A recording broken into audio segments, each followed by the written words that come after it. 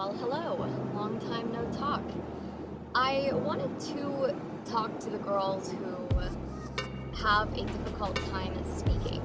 So, girls that are always nervous before approaching a customer or just nervous approaching people in general.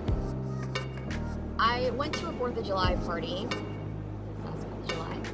And first I went to this guy's it's like a beach house in Texas. I mean, it legitimately looks like a beach. It's got sand and lots of water and everything. It's really, really cool. Super expensive house. I mean, this guy rents it out for $2,000 a night, and he's like $100,000 booked out. So we went to his first place. It was a great experience. The house was gorgeous. And then we went to his other house. And when we showed up, we go up to this deck on like the 4th floor, and he had a beautiful view of the city, and we were there obviously to see fireworks. And when I got up there, the first thing that he did was introduced us to a girl named Amy. He introduced her as the best Toastmasters speaker ever. And I was like, Toastmasters, really? I was like, tell me about that, because I have been thinking about going to Toastmasters for probably like 5 or 6 plus years. So Toastmasters is like, if you want to become good at public speaking, if you want to really just become more comfortable with speaking in general at all, it's a great place to go. And every single new city I go to, I think about Toastmasters. I think I should look up a Toastmasters club and actually go to the Toastmasters event, because they have them all over the country. And I actually did go to one once in Carlsbad, California. Got into the parking lot, and I didn't get out of the car. I was like, no, I'm not going in there, because I know that the whole point of it is speaking, right? And I figured I was gonna have to introduce myself, and I was gonna have to kind of talk about my life and stuff. And really what held me back was the fact that I was a stripper. I didn't want to talk about my life like that. I didn't feel comfortable doing that at all. And that's kind of odd for me, because I've never been afraid to talk about it before, but I really wanted to just change my story, right? Like, start doing something else for work and something that is more fulfilling for me and everything like that. So I left. And then he introduces Amy as the best Toastmaster speaker ever. And I was like, I would love to know about that, because I've been thinking about doing it forever, and I can't seem to pull myself to it. So they start to tell me about it. And one of the first things that he said when I asked him about it was, I wouldn't be half as successful if I hadn't started to go to Toastmasters. And I was like, what? Because he's done some super significant stuff in his life. He's owned like 50 different businesses. He has I think he still has multiple businesses right now. In 1995 maybe, or something like that, they wrote him up in Fortune magazine as like serial entrepreneur of the year or something like that. I mean, he's accomplished a tremendous amount of stuff, and for him to say he wouldn't be half as successful if he hadn't done it, that was all I needed to hear to be like, all right, fuck it, I'm gonna go.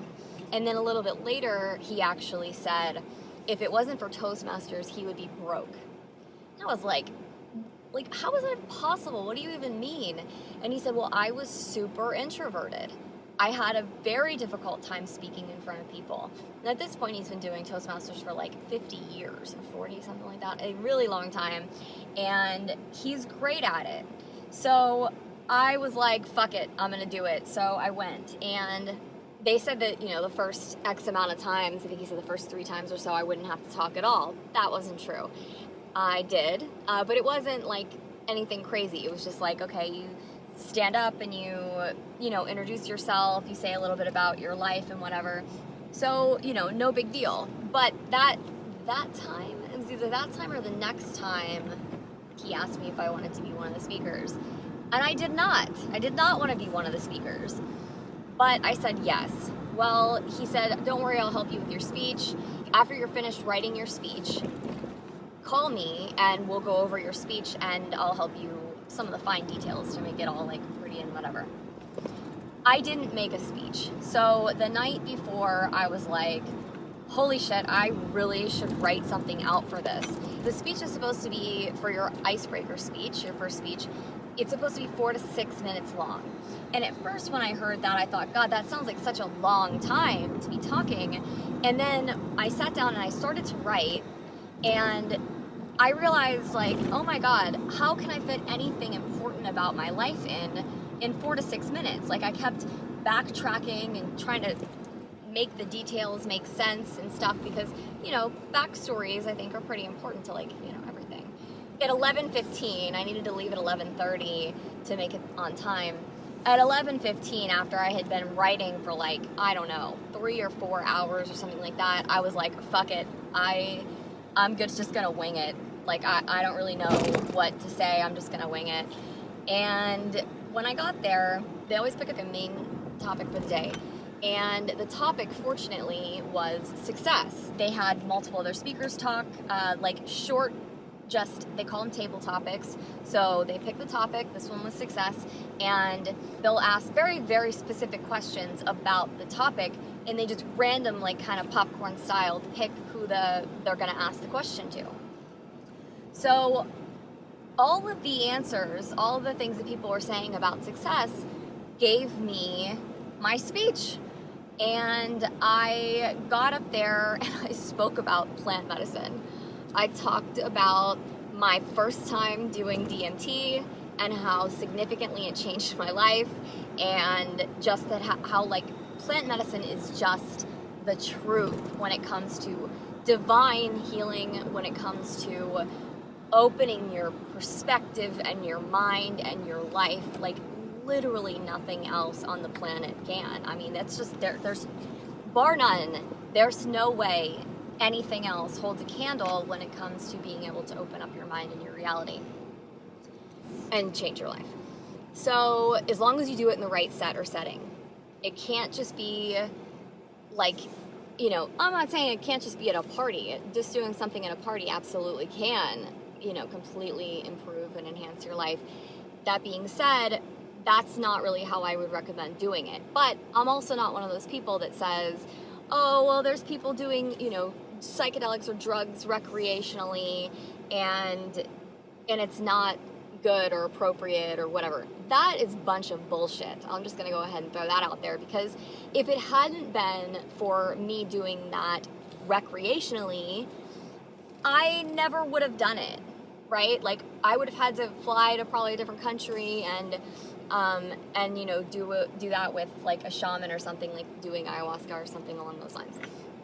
But that's not how it happened for me.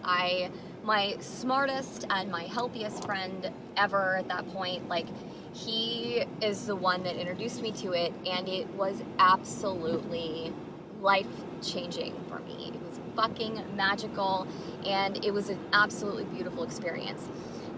I want to say, if you go to Toastmasters, which I would highly recommend doing, I've been every single week since then. I think today was my 5th day. Realize it's not going to physically hurt. It's kind of like stripping, right? If you fuck up with everything, it's not going to physically hurt, right? At all. There is no physical pain. That's just a concept. So I've mentioned this before, our reptilian brain is designed to keep us alive. And back in the day when we were in tribes, if you got kicked out of the tribe, you were screwed. That was it for you. Like, you were gonna die. And that's just not how things are anymore. So these ideas that, you know, embarrassing ourselves is gonna be like the end of the world, it's just not true. And I heard somebody say something the other day about success and failure, that it is the same thing, because you can't have successes until you have some failures. So it is literally the exact same thing. They're one and the same. Nobody starts off at anything excellent. You have to practice. You have to try. Otherwise, you'll never get anywhere. So I wanted to throw all this out there because, first of all, I think everyone should try Toastmasters. And if you do, just go in and think. This is how I go into like every situation, especially a social situation, is I'm going to have a great time. No matter what, I'm gonna have a great time. That has worked for me across the board, like especially going on dates and stuff like that. Like no matter what, I'm gonna have a great time, and it tends to work every time. So expand your reality. Go out, give it a try. If you haven't started dancing yet, like go, just go. Because it's gonna change your life, and if you don't like it, then that's fine too, but at least you'll know that you don't like it. So felt compelled to share, and it's been a while since we spoke, so I figured I would pop in here and say hello.